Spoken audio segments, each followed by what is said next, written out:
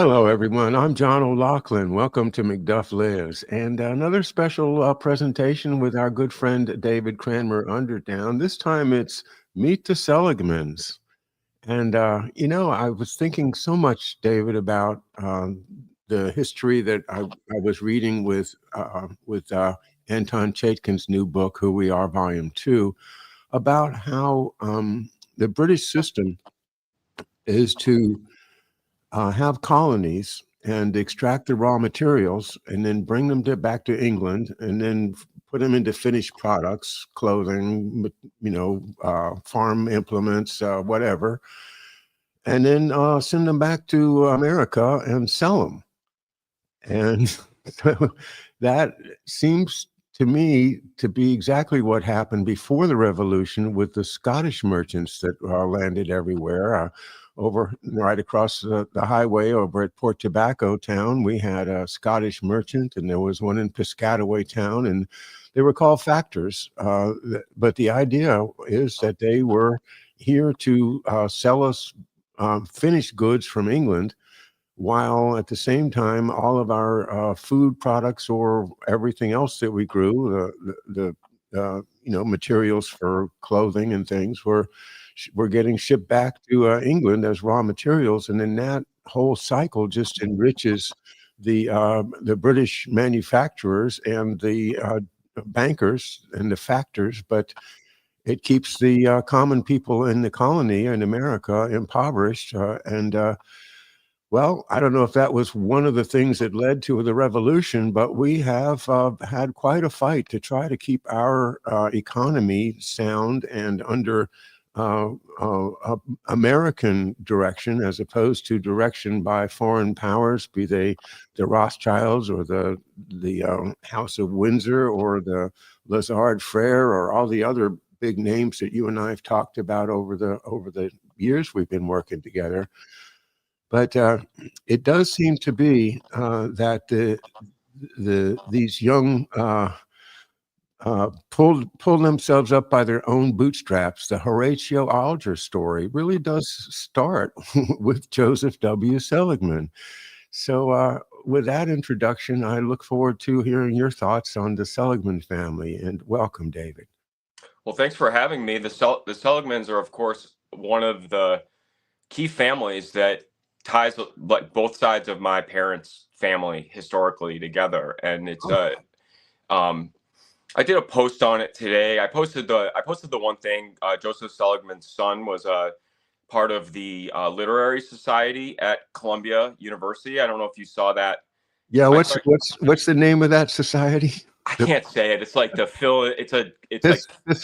Pythagorean or something. It's a writing club, and it had all the big names in it. So Seligman was one of the faculty advisors, but Nicholas Murray Butler was the head of it, and he was like the head of the Pilgrim Society, and he wrote the Christmas letter every year in the New York Times and was a very public figure and everything. So he led this. And the reason created Johns Hopkins, if I recall, and at least he was a major founder of Johns Hopkins. So the first president of Johns Hopkins was Daniel Coit Gilman, who left Cal Berkeley and then went back, and then he started he got the funding from Johns Hopkins, whose family was related to the B&O Railroad, and they were also related to the George Peabody family. And so the B&O brings in a lot of the Bonaparte royalty. And one of the things that I want to say too, that I've kind of had a breakthrough discovery, is to categorize your area by the monarchs associated with them. So in your state, Maryland, which is named after Henrietta Maria, who was the Catholic wife of Charles I, that was settled by the Calvert and Carroll family, were the first settlers, and they became the Lord Baltimore. So the Virginia colony was named after the Virgin Queen Elizabeth, the daughter of Henry VIII and Anne Boleyn. And Delaware had John West, Lord Delaware, the grandson of Mary Boleyn, the sister of Anne Boleyn. So you have these monarchical Catholics versus Church of England, with the Queens getting their heads lopped off and everything, is all right in the area where you are. And that's part of the how I look at these rivalries, is going back that far. And I do believe that that's to me, that was a really good, like, kind of anchor piece, as far as like, okay, well, these are all old rivalries. And a character like we're talking about, Joseph Seligman, comes from Germany, has the merchant background, literally worked with Horatio Alger, with his son, to create the creation myth story. But he goes right to Asa Packer in Montchalk, which is now called Jim Thorpe, Pennsylvania. And that's important because Packer was also business partners with Warren Delano and Warren Delano's brother. And they made Delano, Pennsylvania. But Warren Delano was the representative for the Russell Company, which was the opium trader. And that, ties back to the Roosevelts and Delanos being Far East traders, going back to, before the Revolution, and having the banking and Lower Manhattan and everything. So the Roosevelts are an old Dutch family, and they were, in trade. And so and I don't think they show this, but to me, this is where the FDR's relationship with Henry Morgenthau develops. Henry Morgenthau is his neighbor in Fishkill Farms. They have the tree farms next to each other. And then Morgenthau becomes the Secretary of the Treasury for the New Deal, a very powerful figure. But there's an old relationship between these, Jewish interests like Seligman and the Temple Emmanuel, which is the synagogue in New York City that has, many of the powerhouse bankers and Zionist movement, B'nai B'rith.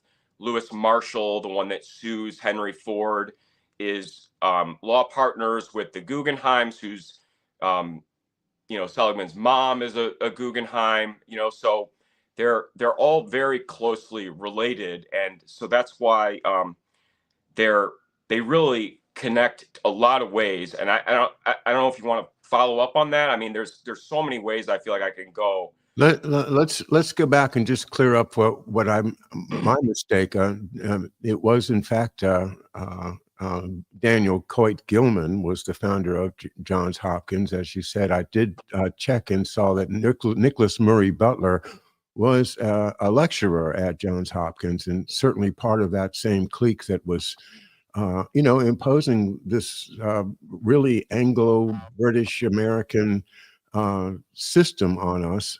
And, so the connections of the British royalty that you mentioned, going back to Charles I, and here, Maryland by Maryland, named after Henrietta Maria. So that was a kind of a stretch, wasn't it? Because most people would have assumed that was just a pseudo, a kind of a way to cover up the fact that they were really naming it for the Virgin Mary, because they were Catholics, Maryland. And of course, the Calvert family was Catholic, and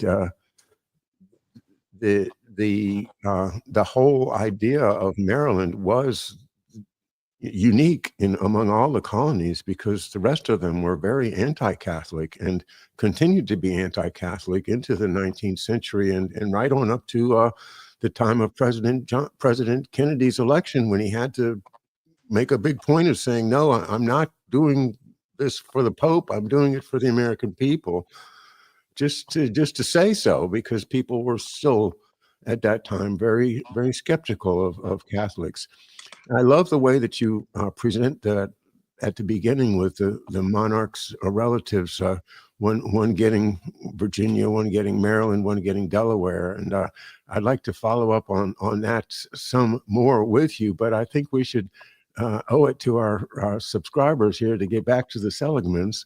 Sure.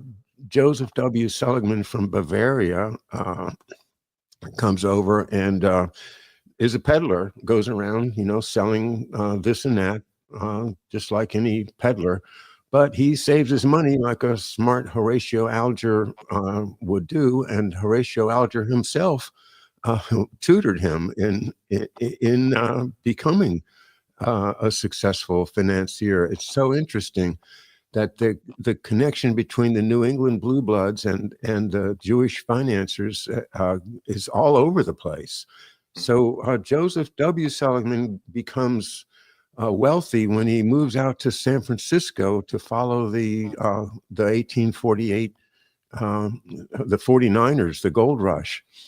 And with that, he gets a massive capital that becomes extremely important when the Civil War comes along. So, as I just was reading, the North was really starved of capital when the South started the war. They weren't prepared. The South had financing. They had British and French financing, but the North didn't until by some hook or crook. Joseph W. Seligman becomes a friend of Ulysses S. Grant, and Well, I mean, this is all the deep, because Ulysses S. Grant his dad was worked for John Brown's dad of the rebellion. So John Brown's dad was from a Yale New Haven colony person. They created the Western Reserve Colony in Ohio, which was the Connecticut Reserve, and that became Cincinnati and all whatnot. And so his dad, John Brown, was one of the founders of it, and Grant's father worked for him as a tanner. So there's very old connections. And I have to point out that Edwin Stanton married a Tappan as well. His law partner, his married sister a married what? a Tappan. A What's that? Tappan? A Tappan. And what's that name? The Tappans they're the founders of the abolitionists, basically. So Garrett Smith had the Secret Six, and this is like the Bush family, right? They have the Seneca Falls, that the great Prescott or Sam Bush's great grandma was one of the speakers at Seneca Falls. And this is Garrett Smith, whose father is business partners with none other than John Jacob Astor as far as land ownership. And I know that Harley talked about Aaron Burr, and but I'm not locked in on Burr is the anti-hero and Hamilton is the hero. I feel like they're all very complicated characters, and so I'm trying to figure it out. But the Secret Six is important, because when John Brown does the raid at Harper's Ferry, which of course is a Baltimore and Ohio Railroad critical area, it's also an armory, the second armory in the United States after Springfield in Massachusetts. So it's a great strategic asset. They also have the ability to make modern firearms there. So I think that the Harper's Ferry raid has gunsmithing patents as well, is involved in that. I don't think they talk about that, but they definitely had at Harper's Ferry, they had the modern, whatever it was, Springfield rifles they were making there. So I think that there was part of that. And then the other thing with John Brown is that when he died, the trustee of his assets was none other than William Huntington Russell, who was the co-founder of Skull and Bones with Alfonso Taft. And if you remember, the person we just mentioned, Daniel Coit Gilman, is the person that started the Russell Trust with the exact same William Huntington Russell. So my theory is that my mom's family, the Key family, and my dad's family, the Cranmers in Steubenville, were picked out specifically to become, the Keys definitely to become the racist, because they were, Elizabeth Key is the one that Harriet Beecher Stowe visited in Maysville, Kentucky, that inspired her to write Uncle Tom's Cabin. Elizabeth Key's brother was Thomas Marshall Key, that was Skull and Bone classmate of Alfonso Taft, and they were actually law partners in Cincinnati. So this is like a betrayal to me of the closest, Skull and Bones brotherhood, and to make the sister the the Harriet Beecher Stowe model, of being the racist Kentucky people. And, this also ties into what you talked about yesterday with your reading about Mary Todd's family and the Ashland and Henry Clay's property, being neighbors in Lexington. So we went to Lexington for our Thanksgiving. We toured Mary Todd's house. We went to Thomas Hunt Morgan's house, who was the geneticist that started the Fly Lab at Columbia, who is a grandson of Francis Scott Key. Okay, so the first thing we started with today, the Columbia Society. In that roster, you'll see two very interesting names. One of them is Simon Pelham Barr, the grandfather of Bill Barr. The other is Hermann Joseph Muller, who was working in the Fly Lab at Columbia with Thomas Hunt Morgan from Hochmont in Gates Park in Lexington, basically on the campus of Transylvania and 2 blocks from the Mary Todd Lincoln childhood home that later became a brothel that was styled by Margaret Mitchell as Belle Watling's role model. Not the Todd family, the madame that took over was the model. And if you do remember in the story Gone with the Wind, the kind of the main character, Miss Scarlett O'Hara, was styled after none other than Teddy Roosevelt's mother, whose uncle, I believe, was the financier of the South. Was he not? Was that not the person doing the arms trading with the South? Wasn't it that? I'm trying to think of what his mom's maiden name was. The Bullocks. So she was Martha Bullock, and so it was her Benjamin Bullock, or her uncle was doing the arms trading in London and doing the armaments for the South. So you've got Seligman as the northern financier of the Civil War, right, with his Seligman and Company, and working with Jay Cooke later doing railroad financing, and then later joins up with like Jacob Schiff and the Kuhn and Loebs and the Vanderbilts and all that. But he had started off working with Asa Packer and with Warren Delano's circle. So you've got both Roosevelt sides playing against each other. You've got the Teddy Roosevelt mom's family financing the South. And I believe you said on Monday that he and Benjamin, or Judah Benjamin or whoever, were kind of the main spy masters of the South. But when you get to the Secret Six, the guy that sponsored it, Garrett Smith, whose dad was partners with John Jacob Astor, he and Vanderbilt and Horace Greeley are the ones that financed to pay for the release of Jefferson Davis after the Civil War. And Jeff Davis wanted to hang Garrett Smith with John Brown after the raid. So it's like, everybody seems to know each other. And the idea that, Harriet Beecher Stowe writing this book, her brother Lyman Beecher was the one that wrote The Gentile and the Jew about Joseph Seligman after the Saratoga Springs anti-Semitic incident, where he wasn't allowed into the hotel in Saratoga Springs. By the Hill? Henry Hilton, of course. And who bought the hotel? It was the Wanamaker's, and the Wanamaker's is where our buddy David Sarnoff was working the Wanamaker, signal comm station, radioing in the results of the Titanic sinking. And he's the same David Sarnoff who is in the Pilgrim Society with Nicholas Murray Butler, and he's also the person that brought Talk to Film to RCA with Joseph Kennedy himself. So everybody's related in this mix. It's a mess. I wanted to offer to folks the Wikipedia page of Pathologian Society, just because I just think it's fascinating to just scroll through the names of the principles that are listed here. So let me share that screen just for fun. And John, also just take a moment to reflect on the possibility that Muller and Barr are not a new thing, and that we know that Gustav Muller, the great grandfather was a Pittsburgh, ears, nose, and throat doctor in Oakmont, went to University of Michigan, went to Germany for medical school, I think he would know the Cranmers that were 4 generations Michigan Medical School in Steubenville, Ohio, just down the Ohio River.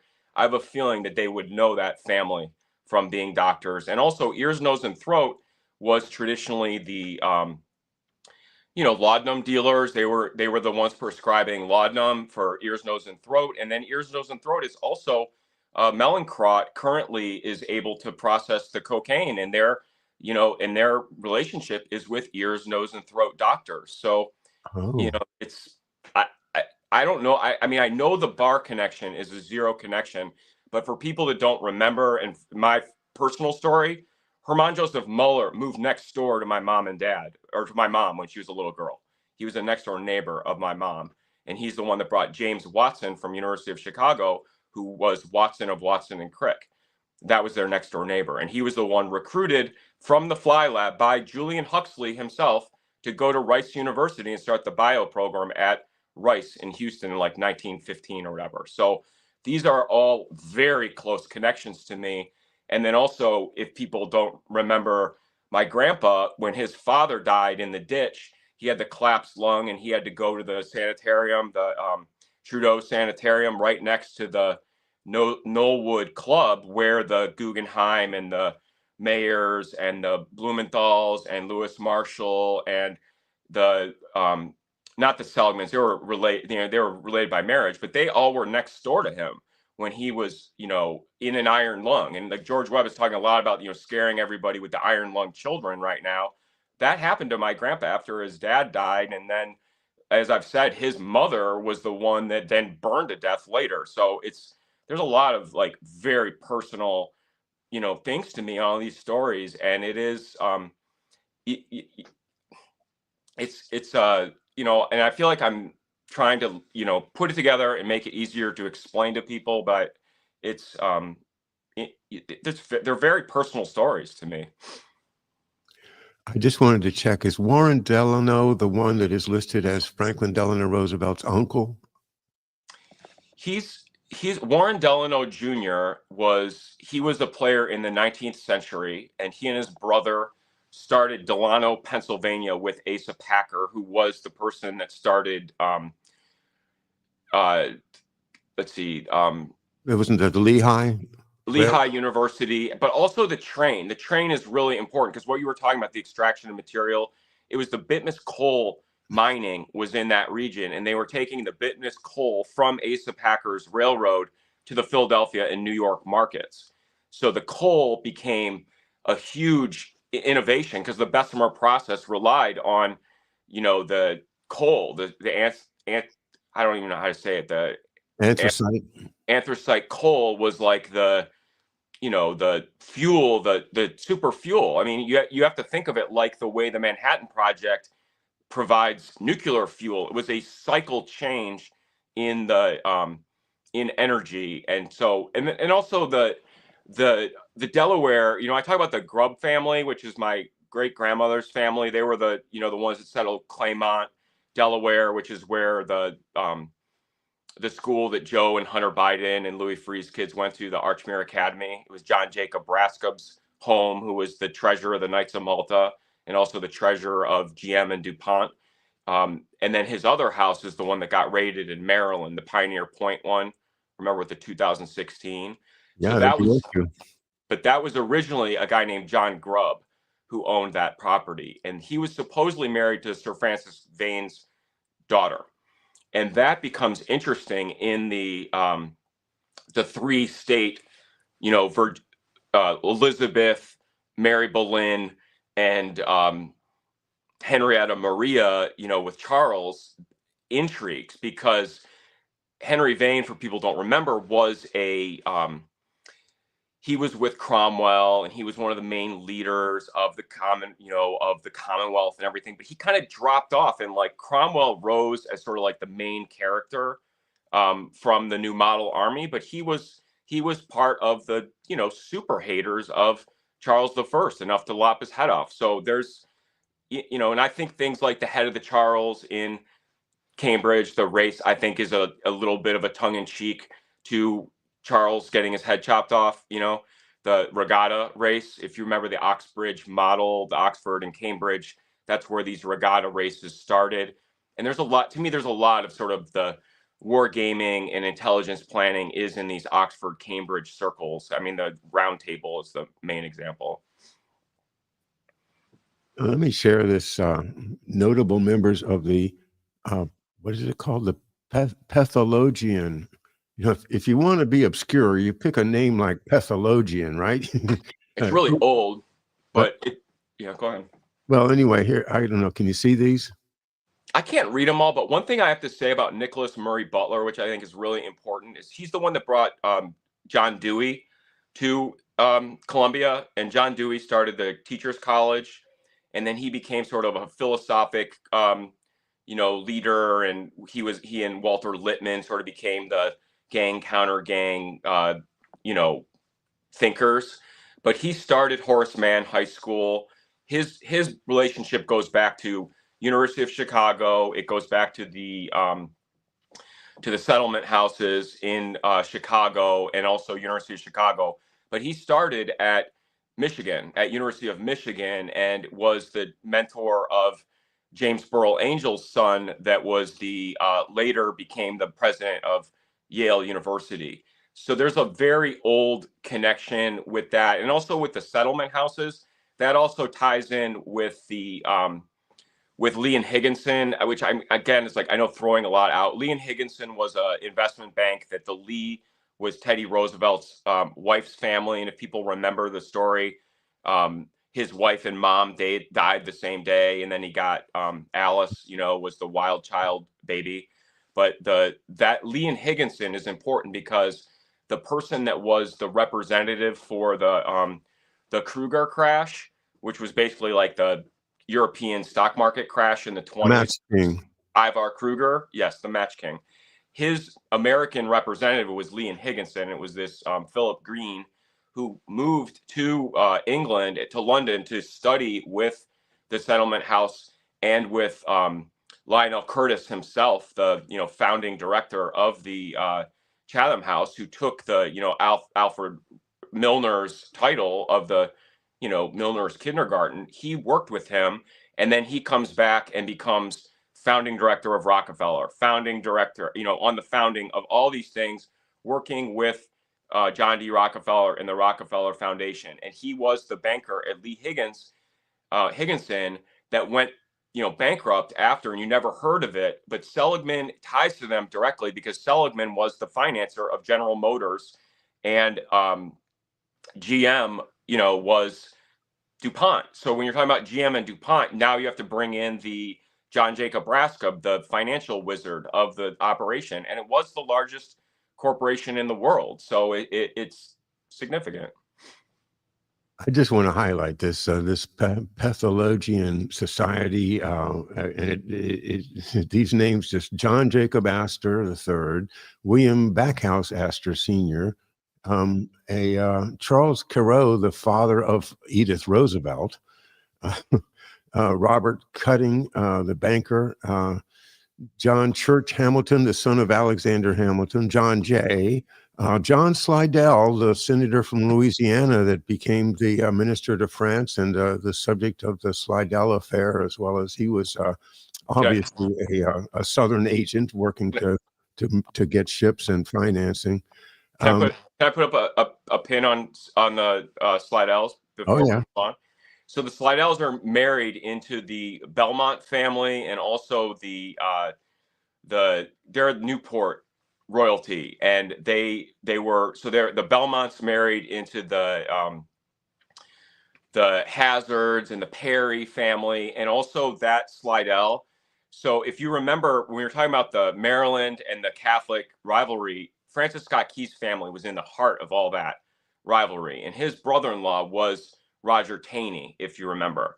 And then his wife was a Taylor and a Lloyd. So Frederick Douglass was a slave on Francis Scott Key's wife's family plantation, Y Plantation. And the Taylors and the Taylors were huge property owners. They were supposed to be the wealthiest family in Virginia.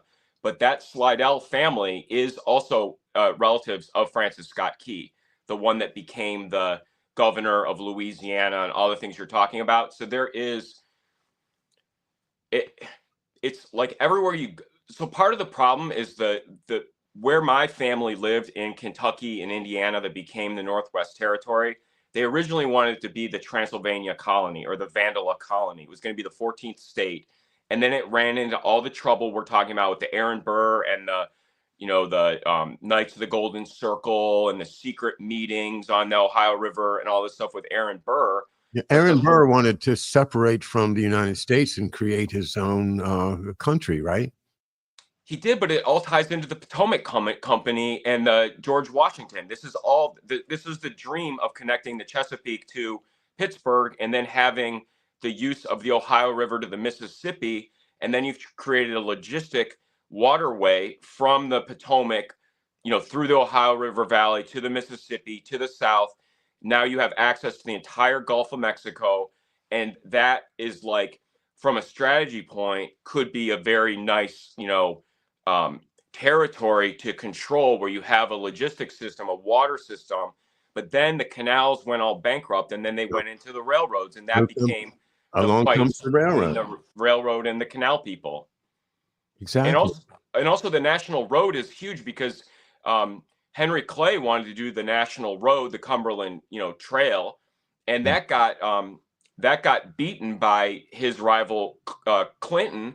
And they did the Erie Canal. So this is why these super projects are a little bit like, you really got to dig into them, because the South, the Clay faction, wanted to do the National Road, which was sort of the Knights of the Golden Circle route. They wanted to go the Cumberland Gap, which was Maryland to the Pittsburgh area to the Kentucky and Ohio Valley. US 40. US 40. And they vetoed the National Road bill. Right. And and they did the Erie Canal instead.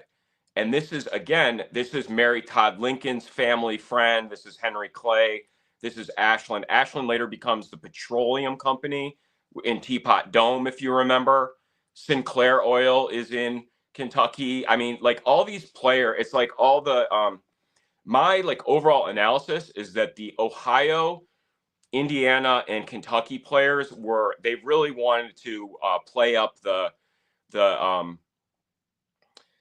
Scottish Irish KKK theme. That they wanted the bitter losers of the Civil War, and I feel like Kentucky was chosen as the brother versus brother, and how could brothers hate each other to fight each other, and what's wrong with those hillbillies in Kentucky, and how could they not support their own families. And again, like, the slavery issue is very important, and it's but to me, you have to model it on the English system, the 1833 slavery abolishment, because they paid reparations to the slave owners, and that's Nathan Mayer Rothschild and Moses Montefiore in the Bank of England doing that transaction. So did they go to America and say, we're going to free the slaves, and rather than pay the compensate the owners and change the system and let them have sort of a fair start or whatever as compensation, are we going to do that? Or no, we're going to say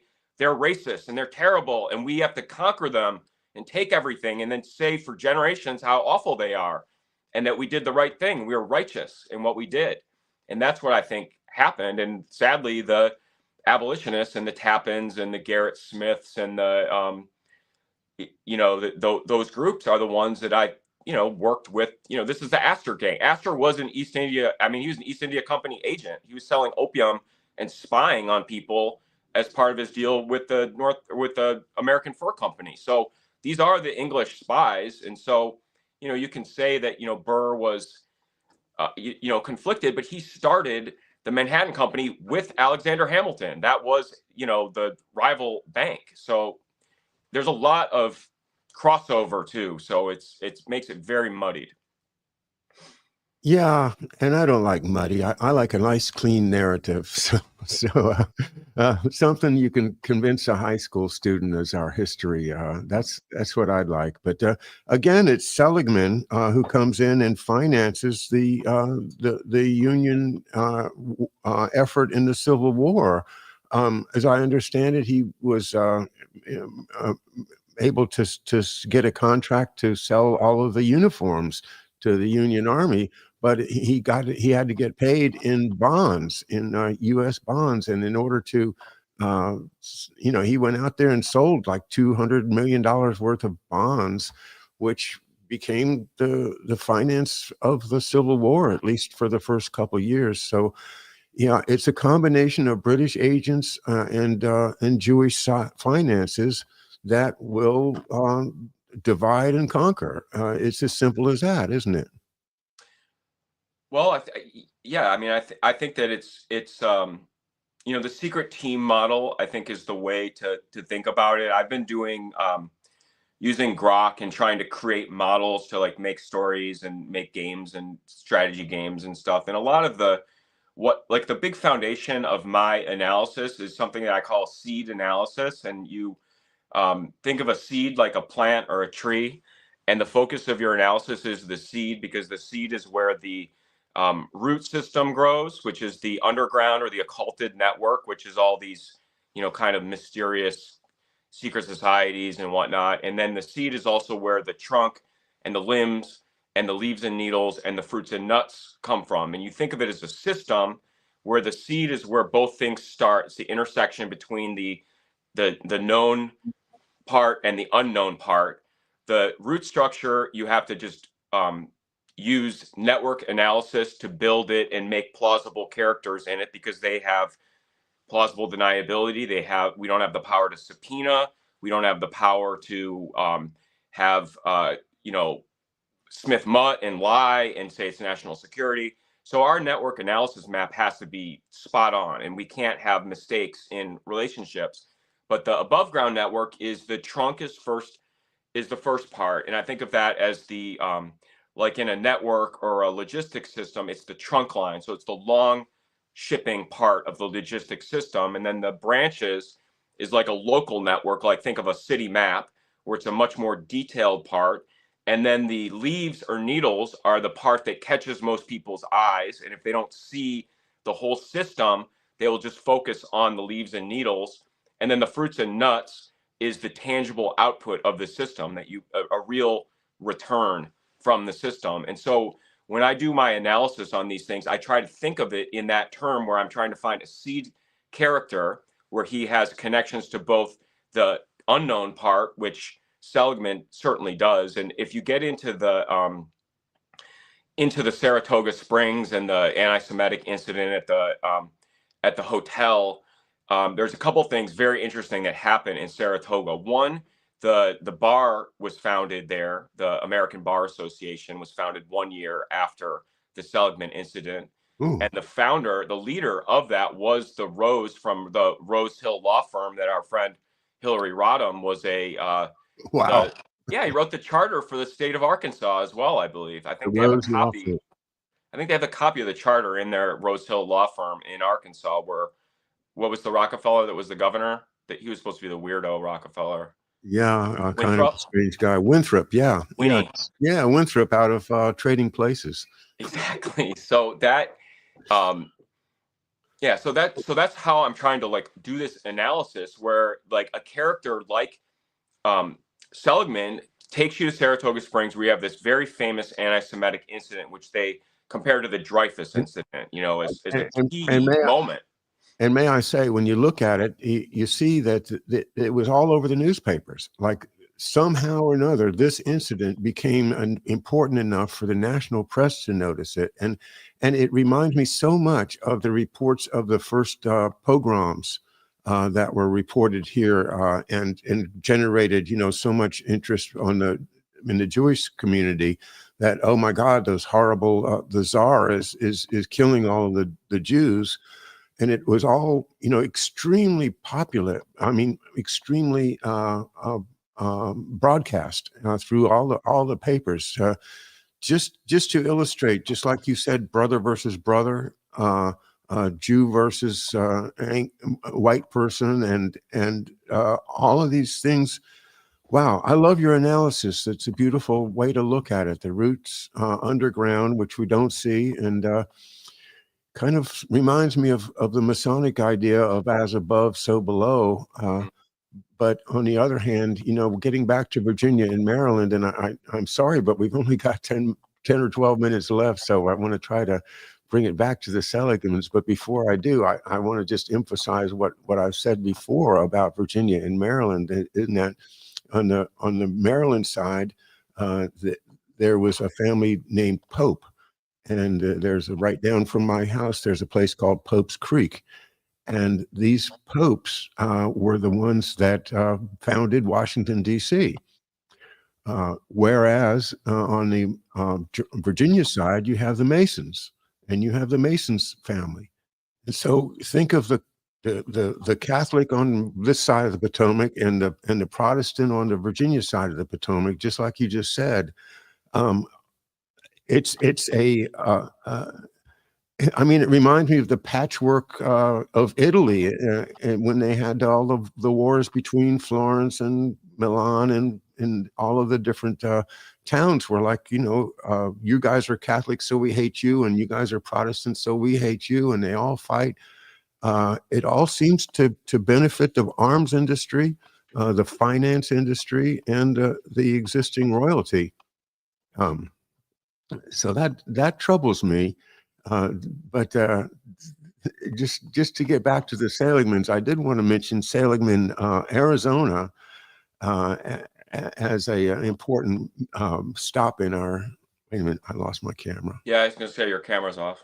All right. Well, that has happened to me lately. Let's keep going. You can hear me, right? Yeah, I can hear it. Yeah, we're on Seligman, Arizona. Jesse Seligman, one of the sons, I think, of Joseph Seligman, if I remember, has that town in Arizona named after him because of his financing of the railroad that made the town work, right? Yeah, I mean, Arizona is a rich connection for the Seligmans, because they wanted to do, Transcontinental Railroad was a big project, and it was at the Topeka and Santa Fe was the southern route that they were working on. So he was, and there's also Douglas, Arizona, and Jerome, Arizona, and Prescott, Arizona. These are all the copper people. But again, this makes sense because his in-laws, the Guggenheims, are the biggest copper mining family in the entire world, and they're a huge international mining operation, and they're also Stark JPL is the Guggenheim Aeronautical Institute is the one of the neighbors up at on Lake Sarnac or whatever, was the founder of all that stuff. So one thing that I wanted to mention too, I mean, I know we're getting a little bit away, but this is a Virginia person. Is Bernard Baruch's father, was the person that started the public houses, and that he started the first one in Saratoga Springs. And I think that's important because Bernard Baruch later goes on to be one of the great men of World War I and World War II, as far as financing and the things you were speaking about with Seligman, like doing the uniforms and whatnot. Like, he was very involved in the War Industry Board, and that was, he was so there's a Baruch connection to the Seligmans and Guggenheims, and of course the Baruchs are his dad is the one that built the the medical school at Richmond, that's like built like the pharaoh, it's like a pharaoh's temple or something. Is that so? I didn't know that. Yeah, look up Bernard Baruch's dad. He was the lawyer. He did the first like smallpox vaccines, and he did like the bathhouse movement and everything. That was all his thing. But they were very early, and he was a doctor at University of Richmond, and he was behind kind of the founding of the med school there. And it's either a pyramid or like the Sphinx or whatever themed at Richmond in Virginia. I remember. But they're also B'nai B'rith family. That's why I say that, is because they're the B'nai B'rith ones. So they're going to be Judah Benjamin's buddies, and and all this stuff too. You were talking about with like Zachary Taylor, dying eating the cherries and cream at the Washington Monument dedication. His daughter was Noxie, that married Jefferson Davis, and they were from Vincennes when that she was named Noxie for Fort Knox, which was the name of the fort for the Northwest Territories, where William Henry Harrison was the governor of that, and that's where and the Harrisons are one of the old Virginia elite families. They've got the Green Spring plantation, right, one of the original founders with the presidents and all that. So that they were very old, connected, and that's also where Elizabeth Key ended up in Terre Haute, Indiana, and she was very good friends with Abe Lincoln and Mary Todd, and he was appointed the ambassador. So all these families are like friends. That's why it's like I'm not backing down on these connections. I know that they were family friends, and I'm trying to suss out what the rivalries are. And one of the big inflection points is the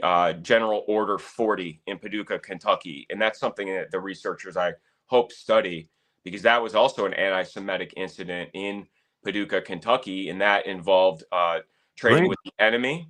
That was And that Grant, was wasn't it? what? That was U.S. Grant. Absolutely. It was U.S. Grant, and it was also the KKK founder himself, the dandy cavalry officer. What's his name? Forrest. Nathan Bedford. He was the the attackee or whatever of that situation. But the Jewish merchant in Paducah, petitioned Abe himself, saying that we've got this, anti-Semitism going on the Ohio River, and we need to straighten it out. And that, of course, is where the what's his name, the working for the Loeb company that becomes Kuhn and Loeb. This is the Burnham of Drexel, Burnham and Lambert, Tubby Burnham's grandfather, the peddler of Pittsburgh. His horse died, so he moved to Paducah, and he started in the distillery business in Paducah with the Loeb family. And then all of a sudden, this anti-Semitic incident happens, and then Kuhn and Loeb, if people remember, everybody thinks of it being in New York by Temple Emmanuel. We talked about, no, it started in Cincinnati, Ohio, and in Lafayette, Indiana, is where Kuhn and Loeb started. I mean, they became, anchored in New York City around the turn of the century, but they were originally merchants on the Ohio River and on the the Wabash River. So that, is, and that was something somebody told me a long time ago. Behind every bank is a merchant trader. So every bank has a merchant trader. Think of the Hong Kong system, the Hongs, or the wharf, like in Boston, like the trading houses, like the exchange houses, all built off of the merchant trader originally. So that, when you go back that far, you have to look. But the reason why I say the Paducah is so interesting is because that is also part of the megatons to megawatts program. If you remember, Piketon, Ohio, and Paducah, Kentucky are where the the materials were supposed to go. And in the spirit of honoring my Kentucky family, who from Horse Cave, that were incredible quilters, the Quilting Hall of Fame is in Paducah, Kentucky. So if people want to go and see the quilters, that I style my research style as making quilts, taking patches and putting it together, and then layering, and then hopefully at the end it's all comes together and you can see it. And I feel like I've not perfected that, but I'm working on it. Well, speaking of the end, we're coming up to it. I wonder if you can briefly tell us what's the influence of the Seligman family today. How has this family's early wealth manifested itself in American policy and government and finance today? Well, I see them as, we talked last time about the Warburg family, for me, being sort of the placeholder. And the reason why I put so much weight on Warburg is because Kuhn and Loeb was the powerhouse financier that fits they love to have the super waspy, elite, anti-Semitic bank versus the Jewish bank. And that played out as JP Morgan versus Kuhn and Loeb in the beginning of the 20th century. So the White Shoe Boys, the Dulles Boys were, the anti-Semitic WASP elite. But again, you have to look at all the data. Alan Dulles himself was the person that raised the red flag on the Protocols of Zion in 1921 when he was in Constantinople. When the Rieger telegram comes from the Guggenheim and Rockefeller mining operation, SACO, Silesian American Company, which is an amalgamation of the Harrimans and the um, amalgamated or Anaconda Copper, that Rieger telegram was the first, uh, you know, new final solution warning. And it wasn't heeded. And it was Alan Dulles was the one that brokered that. And the Harrimans were the one that owned the company, the mining companies in Poland. So the reason why that is important is because the Rieger telegram is not accepted as being authentic until the Bergeson group takes the lead of it. And this is Hillel Kook. And you talked about with Harley yesterday, the Jablitsky's son, and again, Jablitsky's secretary was Bibi Netanyahu's dad. His son is in this Bergeson group, which is a public relations group that is in the United States, and they're trying to build interest in supporting Israel in 48. The American contact that works with them is Thomas D'Alessandro, Nancy Pelosi's father. So when I'm posting all these pictures of Nancy and Alexandra Pelosi with Jamie Raskin, it's because I think they are the deep insiders going back to, I mean, like Raskin's dad worked with Mac Bundy in the national security and, your dad and Kennedy's era. So these are the top players. And that's what I see the legacy of why, these policies, which just seem impossible. And like, even, people like Harley, who are like world experts in these affairs, are still like, how can we have these situations and Americans still support it without, being open-minded to how awful it is? And, have we explored every peaceful solution? And like, can we find a way, without clearing people? I mean, I don't know. And it gets very complicated because people are so sensitive to the Holocaust, and rightfully so. And people don't want to offend people. So it paralyzes people's, ability to argue. And, they just are afraid they're going to be accused of being a bad person or hateful person, and not, trying to look at the facts. Cognitive dissonance. You don't know whether to flee or to fight. You have a situation where you're stuck, like a deer in the headlights. And that's what happens to the American people through this devious device that you've explained so well this morning. And certainly the Seligman family has been a part of it. I understand they went in with the Jacob Schiffs, and the whole idea that we're trying to capsulize here is that you do have the good guys and the bad guys, and they're not necessarily unrelated. They've been. It's like a plot that's been set afoot that now we have to deal with, and trying to unwrap it. Well, it's been very complicated for you, and those of us that are trying to figure it out really are grateful for all the work that you do, David, to do this. It's been a very interesting hour with you. Thank you so much. You're And welcome. all the best to you with your research. I look forward to the next one, and thank Yeah. you again. Well, I'm hopeful. I'm working on the strategy games. I'm doing a combo of Risk and Clue, and I'm trying to make it fun and memorable. And I want to create the scripts for it to give to my nephew, so he and his fourth grade friends can hopefully use the AI and make like games out of it and stuff. So, and what my idea is that it creates challenges, and you learn as you're trying to go on a treasure hunt, basically, is the plot of the game. So I'm working on that. Hopefully that'll be good to get people a chance to interact with these kind of like concepts, and hopefully they resonate. That sounds very interesting indeed, and I look forward to seeing what you come up with. David Cranmer Underdown, my friend and my guest these number of years now. It's just a real honor, pleasure, and a treat for me. So thanks again, David. Okay, thanks, John. Thanks, everybody. I will see you guys tomorrow with Marcia for our Friday wrap-up, so I hope you can join us then, 11 a.m. Eastern Time.